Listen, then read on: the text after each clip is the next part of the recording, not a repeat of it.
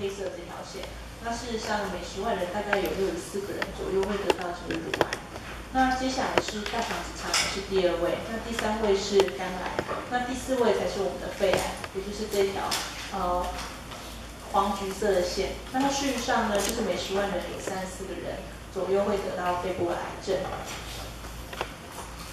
那死亡率的部分呢，就跟发生率并不是一样的状况了。也就是我们以发生率来说的话，第1名事实上是女性乳癌，那接下来是大肠直肠跟肝癌，第3个都是在肺癌之前，肺癌只是发生率的第4名。但是我们可以看到整体的死亡率来说的话，肺癌事实上在2011年算起来已经是6大发生癌症的第1名，也就是说在这6大容易常见、容易被诊断的癌症里面呢，肺癌它的死亡率远远高于包括第1名的乳癌，还有大肠直肠癌。那甚至肝癌的部分，它也在2011年超越了肝癌，成为最容易死亡的第1名。也就是说，在癌症死亡率里面呢，就是肺癌是一个高死亡率的一个癌症。那我们可以看一下肺癌诊断的时候，它的年龄大概是几岁呢？原则上大概70%以上是大于70岁的，就可以看到这一块。那男性比女性高，大概是2倍左右。接下来我们来看一下存活率。我们刚刚知道说它是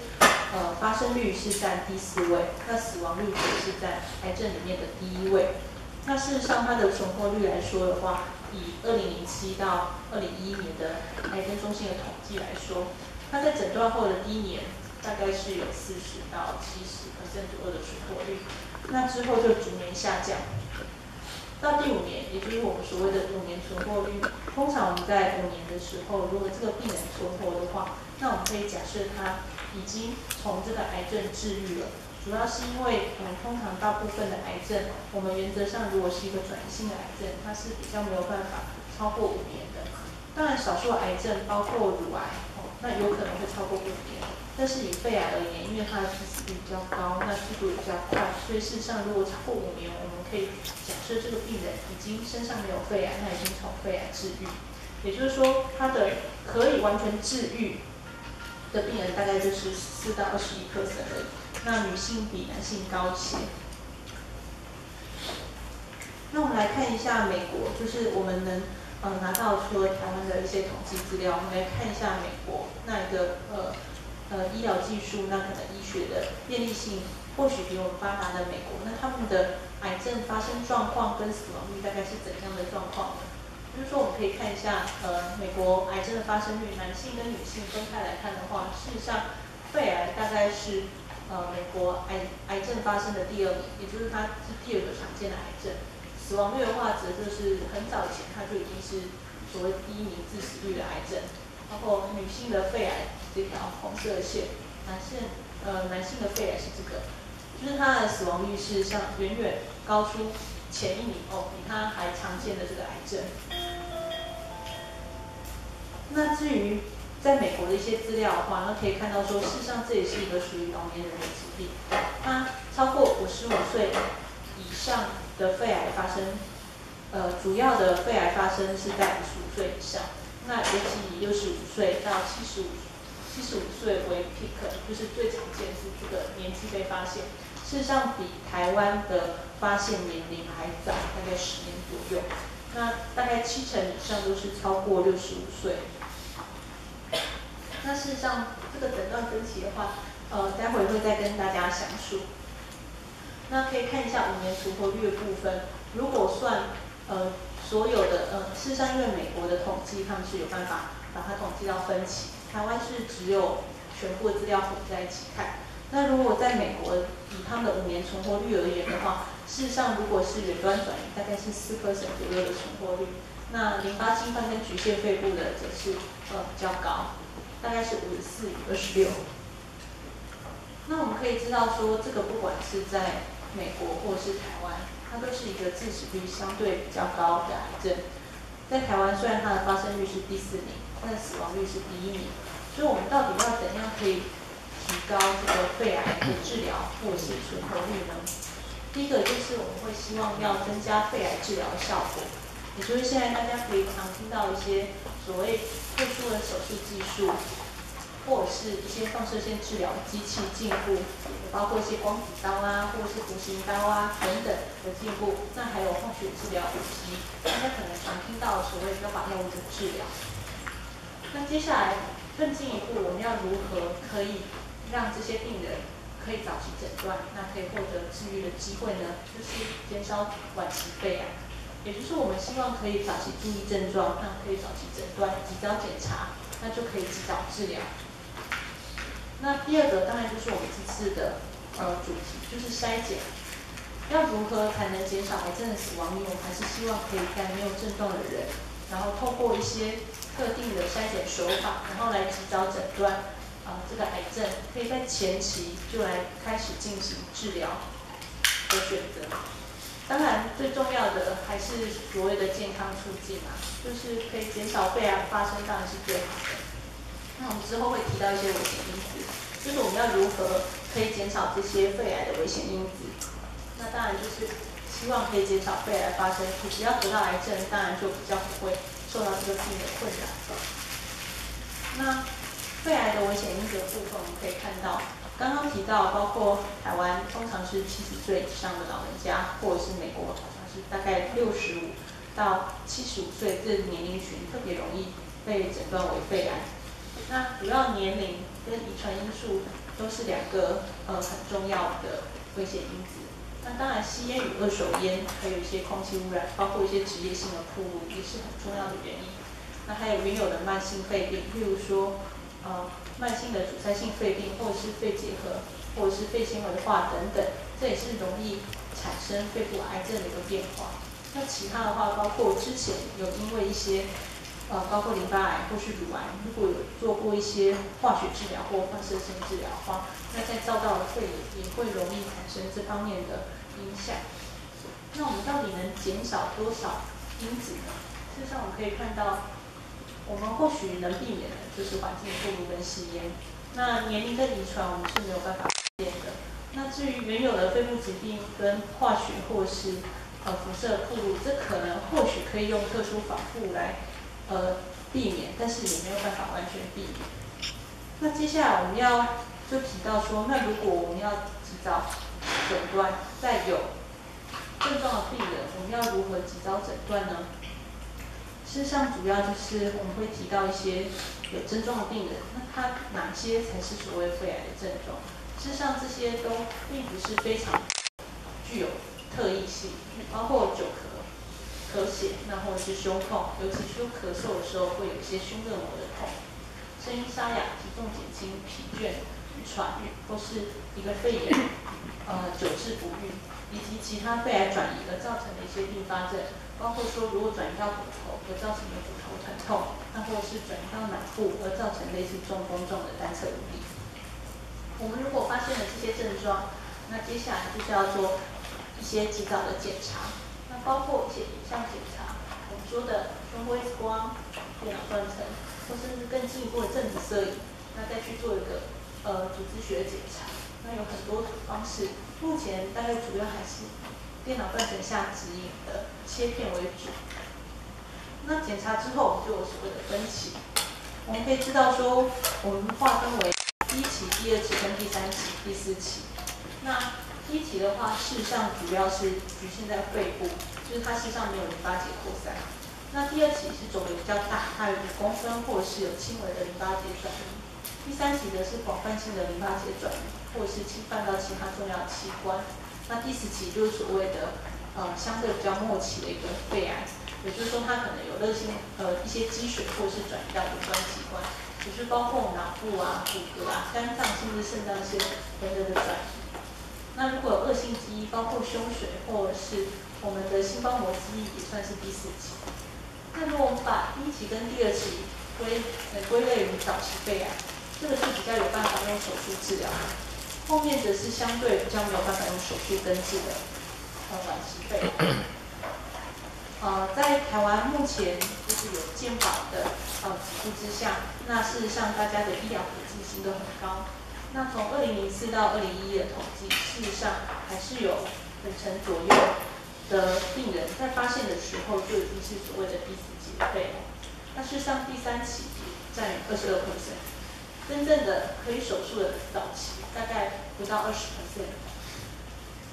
也就是说，晚期肺癌事实上超过70%，那尤其是没有办法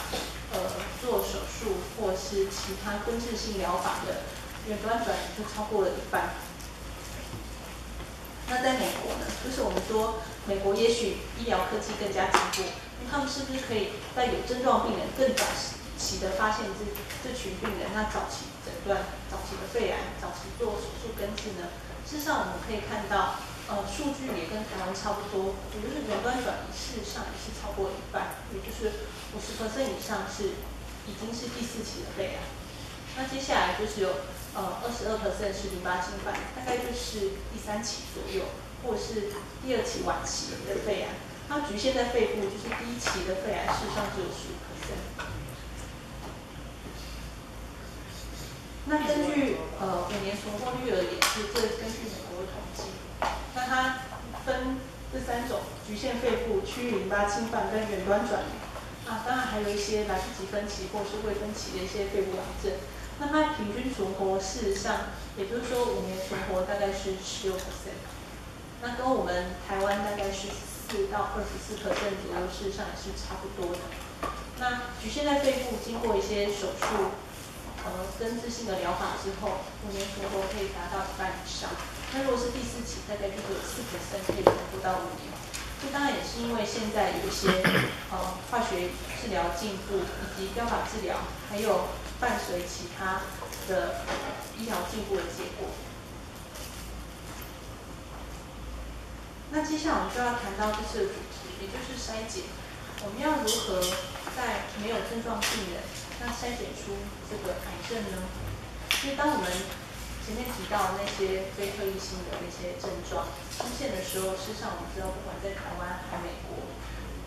检查出来，一开始诊断的时候就超过一半是第4期的，也就是5年存活率就是个位数。那所以在没有症状的人，如果我们可以及早把这个诊断拉到没有症状的人，用筛检来诊断肺癌。那我们是不是可以得到更好的治疗效果跟治愈率？但事实上，大家应该很熟知，就是国健署现在就推了4癌筛检，包括子宫颈癌、乳癌，然后肠癌跟口腔癌。但是事实上就是没有肺癌，所以这个肺癌筛检为什么好像不太被国家重视呢？明明是致死率第1的癌症。那事实上，这个有一些历史的因素，就是一开始的时候，在美国或者是欧洲，他们有做一些筛检的一些临床研究，那它事实上是用定期，包括1年左右照一次胸部 X 光，然后再加上台医的细胞学检查，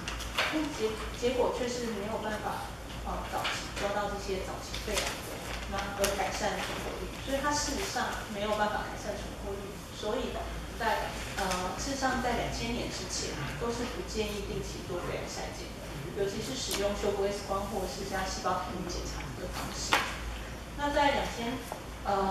公元2000年之后，那美国国家癌症研究所那进行了一项临床试验，就针对没有症状的高危险族群，那进行每年低剂量电脑断层的检查。那它还跟胸部 X 光检查比较，结果发现可以减少高危险族群的肺癌死亡率达20%。所以就是在2011年，那这篇研究发表之后呢，那我们才就是重拾了我们对肺癌筛检的信心。它事实上建议使用每年低剂量电脑断层筛检的筛检对象主要是55到74岁，那每天抽烟的包数再乘以他抽烟的年数超过30包年的吸烟者，那或者是说他之前有吸烟，那他也抽了超过30包年，就是每天1包超过30年，或者是每天2包超过15年的这一群高危险群。那戒烟未满15年者，因为在戒烟未满15年的状况之下，都还算是在高危险的暴露之下。那或者是50岁以上超过20包的人，那其他危险因素。包括一些职业暴露，或是之前有癌症的病史，包括有淋巴癌，那接受过放射线治疗或者是化学治疗，那之前就有肺部癌症，或者是有一些吸烟相关的头颈癌，那这些都是高危险的因子，那或者是慢性肺病，以及肺癌家族史。那至于台湾可能会比较在意的二手烟或者是厨房油烟的部分，主要是因为二手烟跟厨房油烟没有办法定量的去分析，所以事实上这些还没有办法算进标准的高危险暴露里面。那肺癌的筛检流程就是大概简述如下：第一个就是基础的电脑断层筛检，那接下来就可以发现说到底这有没有异常。那如果是没有异常，就是没有腹部结节的话，建议低剂量电脑断层每年做一次筛检，那至少连续2年。那如果有结节的话，就根据它的影像检查的特色，包括有实状，就是或者是有毛玻璃状的影像特质，然后来分为小于0.5公分的，我会建议在12个月内追踪电脑断层，可以追踪低剂量电脑断层，也可以使用我们传统型的电脑断层，甚至加打显影剂来看得更清楚这个肺部的结节。那如果6到10公里的部分，则会建议更频繁，就是3到6个月内就追踪电脑断层。那至于大于1公分，或者是如果是实质状大于0.8公分的话，就会建议做一下切片，或者是甚至直接开刀来做确定的检查。那包括正子摄影也是一个可以考虑的选项。当然，如果这些追踪的时候发现结节没有变化或者是缩小，我们可以比较排除说这可能是一个良性先天的一个肺部结节或者是感染。那我们就定期电脑断层追踪就好。那如果结节变大的话，事实上也是需要去做一个组织检查切片来证明。阿永文提到，主要以这边研究的话，会看到很多缺点跟优点。那它里面特别提到的缺点，跟大家报告一下，主要是它有很高的假阳性率，就是在这一群高危险的病人，那都是抽烟者，甚至是某种程度我们可以归类到是老烟枪的状态。大概有30%的左右的人会在筛检的时候就发现有个肺部结节，那有95%，就是大于90%的人，这个肺部结节事实上是一个假的阳性的结节，也就是说它事实上后来追踪电脑断层，或者是定期追踪电脑断层，结果是这个结节是没有变化的。那甚至有些人可能有一些假性的变大，所以有做一些手术或切片的状态，发现大部分还是良性的结节，或者是胸内的淋巴结，因为感染而会在电脑断层上看到。那但是还是会有一定的假阳性率，虽然0.2% 已经很低了，但是毕竟还是会有一些人，可能是因为电脑断层的因素或者是判断的部分，而在诊断的时候，就是并没有把这个结节抓出来，而在日后，也就是1年之后做的电脑断层，发现是一个肺癌的状况。那当然，第3个就是增加侵入性检查与并发症。第4个就是会让受检者焦虑。当有30%的病人，那会在第1次就发现肺结节，可能要3个月或者12个月内就要追踪电脑断层。在这段等待追踪的时间，事实上很容易让受检者觉得很焦虑。但是因为追踪的电脑断层主要是看它是不是像一个癌症一样会日渐变大，所以这段的等待时间也还是不可避免的。那接下来第4点就是增加辐射暴露量，也就是说每次的暴露呢，大概是1.5到5毫西弗。虽然这已经是低剂量电脑断层的一个辐射暴露剂量，但是每年要多暴露1.5到5毫西弗的话，这是根据每个人体型大小不太一定。比较胖的人可能会暴露到比较高的剂量，比较瘦的人大概1.5到3以下毫西弗的暴露剂量。那最后一点当然就是这是属于自费检查的部分。那辐射暴露的部分可能是大家比较在意的，包括之前的一些核能的影响啊，或者灾的一些报道。那我们可以知道，就是台湾人那天然辐射暴露肺总值大概是1.6毫西弗每年，所以也就是说，如果我们做一个低剂量电脑断层，那就会额外暴露大概是1到3年左右的天然辐射背景值，就会多暴露。但是跟一个抽烟者，因为事实上一个抽烟者他可能1天天抽30根烟，那就是每年就会暴露到13毫西弗，跟他们的暴露值比较起来，相对低剂量电脑断层又不算什么这样子。那接下来我们会看一下，那所谓的医疗游离辐射，如果我们做传统的电脑断层的话，事实上我们会暴露到的毫西弗大概是7毫西弗，那低剂量大概是大概7倍，大概5倍以下，就1.5到5毫西弗。那事实上，我们做一个胸部 X 光，也是会暴露到0.02毫西弗的一个辐射暴露。那优点就很明确的，事实上它是可以早期诊断肺癌，那减少相关的并发症，因为它是没有症状的人筛检而得到这个诊断，所以事实上它能做的，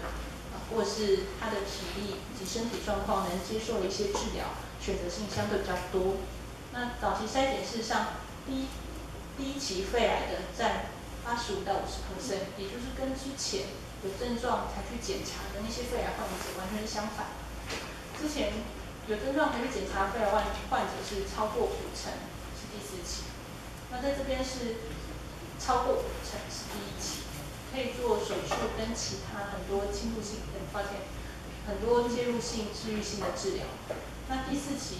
占了22%，就也还是有第4期的患者是没有症状，那是筛检才发现肺癌。